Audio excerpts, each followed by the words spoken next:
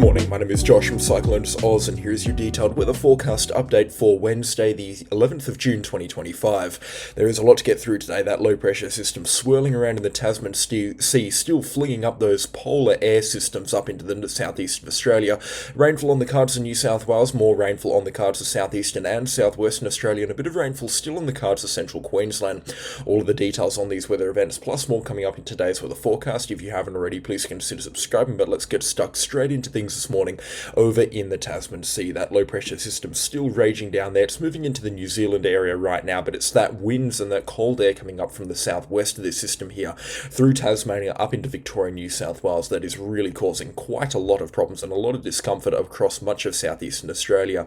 It's Tasmania's turn to be plunged into the brutal cold at 0 degrees this morning at Strawn, at 0 degrees also at Smithton, outside of Devonport, or quite away from Devonport, but still on the north coast of Tasmania. Multiple observations in Victoria down close to 0 degrees overnight, some even dipping below, especially into the higher elevations. -4 at Thredbo, 0 degrees also through southeast Queensland into south central Queensland. Roma this morning at -3, and 0 degree temperatures as far north as Julia Creek into even far north Queensland at this point in time. Still quite a long way from the coastline, but those freezing temperatures penetrating a long way into interior parts and southeastern parts of Australia. So this low pressure system, whilst it's well away from the Australian coastline, it is still packing a punch, and it's going to do so over the next couple of days.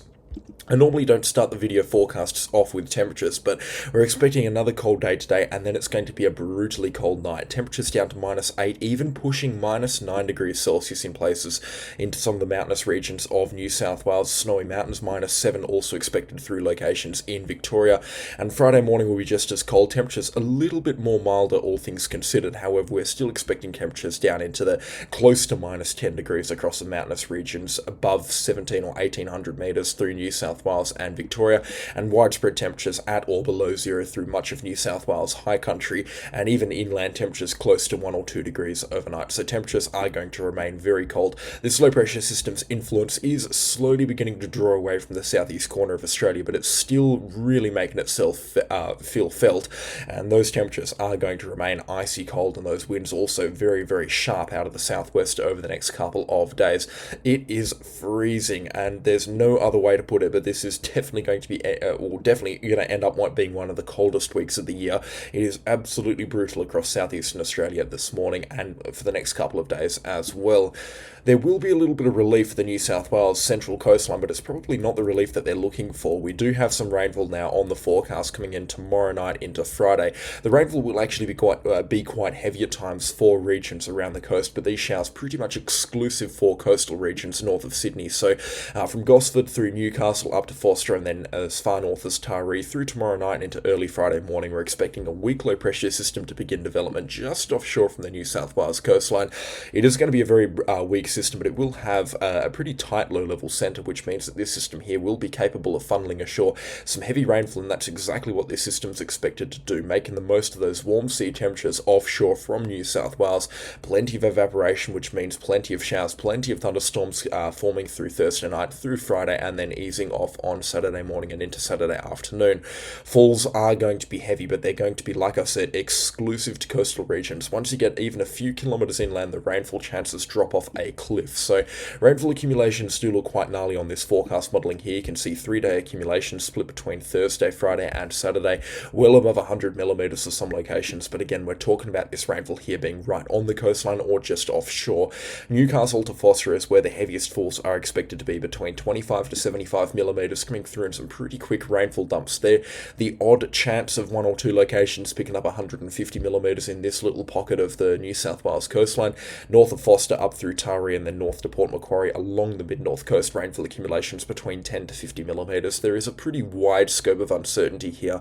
It really depends on how far these showers can get onshore, and it doesn't look like they're going to be getting anywhere onshore at all. So for flood-impacted communities outside of Taree through the Manning River and then up towards Gloucester and into the Barrington Tops, rainfall accumulations are going to be next to nothing there, just a couple of drops or spits expected there, and rainfall accumulations between 10 to 50 millimetres expected south of Newcastle through Gosford, and then again south through the coastline, south of Sydney down through Ulladulla, where we're expecting another bulge in the rainfall accumulations in this area here. Basically, if you're exposed to prevailing southerly winds, expect some rainfall between Friday and Saturday. The rainfall will be at its heaviest on Friday, and if you haven't picked up by anything on by Saturday morning, don't expect any rainfall to be falling for the next couple of days. So again, it's just a bit of a heads up here. This rainfall isn't a serious situation. It is something worth mentioning on the forecast though, and I imagine it is going to get the eye of the media, so they're probably going to talk it up into something that it isn't here. There's no risk of flooding at this point in time.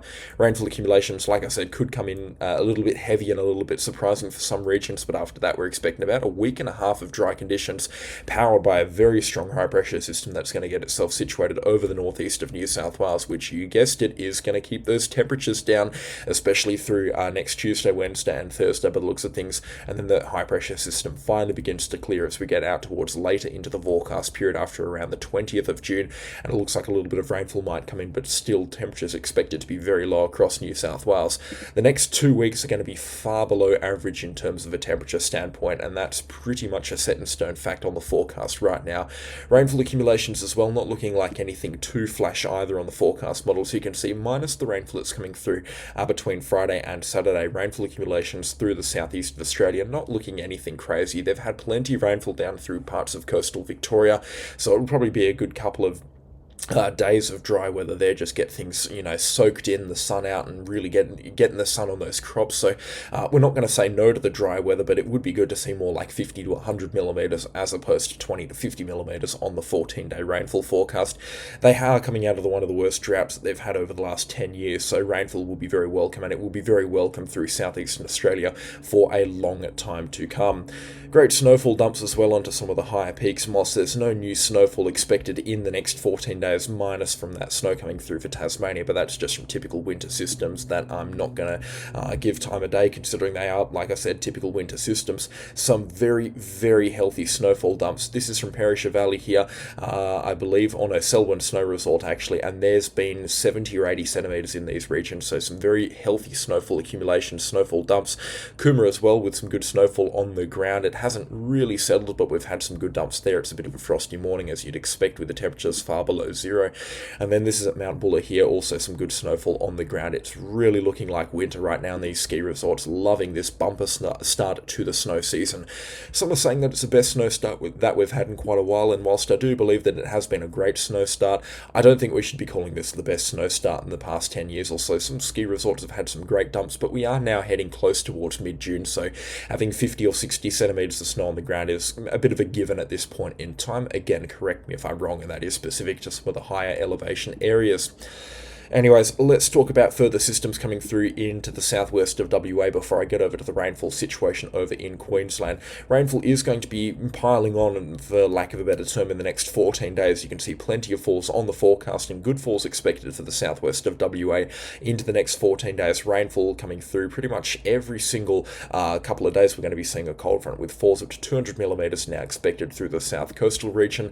Let's break that down for you day by day, hour by hour now. So a couple of showers still lingering off the lower west coastline there, heading north of Roto right now outside of Perth, so rainfall accumulations aren't expected to be anything significant at all through the Perth metro area. A few showers building later tomorrow afternoon into the south coastal regions, then showers and rainfall building again from tomorrow morning into tomorrow afternoon, with a weak cold front expected to sweep up from the south and impact the metro area by around lunchtime. A couple of showers expected to be spread out throughout the day through Friday and into early Saturday morning across the south coastal regions, but again, no more than about 20 millimetres of rainfall can be expected. Another weak cold front coming through on Sunday, and then no sooner as that one passed through, we're going to see the wind swing around to the northwest, and as such, a stronger cold front expected next Tuesday and Wednesday. A couple of millimetres of rainfall expected out to the Weed Belt, and up to 25 millimetres expected through the Perth metro area, and then down to the south coastal regions as well. Another cold front coming through on the 20th of June, another one coming through just after that one. This one looks like it's going to pack a bit of a punch indeed, with widespread falls across the Weed Belt and the southwest and the lower west as well. That clears as quickly as it came through on Saturday and Sunday, that's 21st and 22nd of June, and then more rainfall again returning for the south coastal regions between the 23rd out to the 25th of June. So rainfall will be pretty much on and off from cold fronts. So there's probably about 5 or 6 of them coming through in the next 14 days. Typical stuff for this time of the year. I don't want to see any comments saying, well, it's winter. Yes, of course, I know that, but my job as a weather forecaster is to tell you what's on the forecast, not what is out of the ordinary. So again, we're looking at very normal weather across the southwest of Western Australia. 200 millimetres on the cards for the south coastal region for the next 2 weeks. That's typical, and between 80 to 125 millimetres expected for parts of the Darling Range. Isolated falls around Dwelling up and Collie could tickle 150 millimetres. Again, very typical for this time of the year.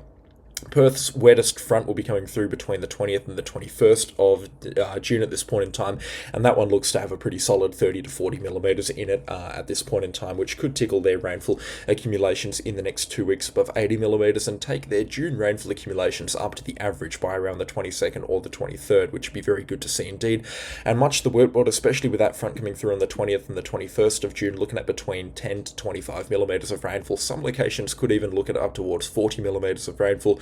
So accumulations also looking pretty good out into the wheat belt. Unfortunately, they kind of stop as you get out to about Southern Cross. Rainfall accumulations will be below double digits for the next 14 days once you get further east of about Southern Cross. There's not an awful lot out there, but again, they do need some rainfall out there at that point in time, and the drought monitoring map really does show that. You can see whilst we're not going to be in significant drought conditions across the southwest of Western Australia, all of the drought and all of the rainfall deficiencies would have pretty much passed over us by around the 18th or the 19th of June. This map does suggest that the extreme eastern parts of the wheat belt, north of Ravensthorpe and south of Southern Cross, especially towards the southeast of Southern Cross, still looking a little bit drier than what they normally should be for this time of the year. And also a spot or two in the shadow of the Stirling Ranges that could also be looking a little bit drier than what we would normally expect for this time of the year. But the long range forecast suggests that that will iron itself out sometime in the next couple of weeks. And I would just like to touch on central to far north Queensland as well. There is some rainfall accumulations coming through on the forecast modelling there into the next 14 days. There's not an awful lot of rainfall coming through, but we have touched on this in the previous forecast updates, so let's revisit this again. We're expecting an active monsoon into the Western Pacific, which is going to drag up plenty of moisture from the southeast, beginning on Monday the 16th of June, actually, across the Cape York Peninsula. Heaps of rainfall expected to be light to moderate in most places across the Cape York Peninsula, extending south to Townsville and even as far south as Hughenden, with a couple of showers expected down there through Monday and Tuesday. These will continue to build through Tuesday. Heavy rainfall expected at times through parts of the Cassowary and the Daintree coast through Tuesday night and into Wednesday morning. We could be looking at some pretty healthy rainfall accumulations there, and then just a couple of days of just steady stream rainfall out of the southeast between Wednesday, Thursday, Friday, and then into Saturday the 18th to the 21st of June. Rainfall then beginning to drop off after about the 23rd or the 24th of June, but yeah, a couple of days of steady stream rainfall out of the southeast could give way to some healthy rainfall accumulations at this time of the year, here and there from the Whitsundays north through North Queensland and then in towards far North Queensland. Like I said, the heaviest falls between Monday and Tuesday, the 16th and 17th, with a couple of drops of rainfall expected behind that. Rainfall is not going to be particularly heavy unless you are around the Cassowary coast, where we could be seeing some falls up around that 200 or 300 millimetre mark, but widespread falls between 10 to 50 millimetres looks to be expected across the Cape York Peninsula. South of about Georgetown and Croydon, rainfall accumulations will drop off there, between 5 to 15 millimetres expected. Charters Towers looking at about 15 millimetres of rainfall, the majority of which will come through on Monday and Tuesday. Townsville probably closer to about 50 millimetres of rainfall there, the bulk of that coming through on Monday and Tuesday, with showers coming through for about a week afterwards. Mackay looking at about 10 millimetres of rainfall, the majority of that coming out of the southeast. Rockhampton, Agnes Water and Bundaberg are only looking at a couple of spits of rainfall, and for the most part it will be coastal based as well, just a few light showers and a few light rain bands moving through in those areas at this point in time. But of course, the star of the show yet again is going to be the Cassowary coast, with falls on this forecast modelling here up to 300 millimetres expected. The bulk of that coming through Monday and Tuesday, but a couple of showers following for the week afterwards could give further rainfall accumulations into those regions. And there's some great model congruency between other forecast models as well, which means I've got a very high degree of confidence in suggesting that this is going to pan out pretty much exactly how the forecast models are suggesting as well. So we're going to have to keep close tabs on this weather event here. There could be quite a bit of rainfall coming through for certain locations, and it certainly is something worth watching, especially at this time of the year.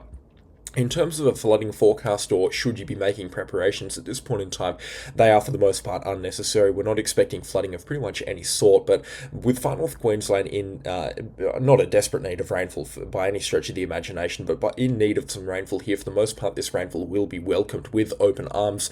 It's just when we start talking about 300 millimetres coming through in a week, even in the wet season, that can cause some problems to some of the rivers up there, so I would not be surprised if we saw some sharp rises.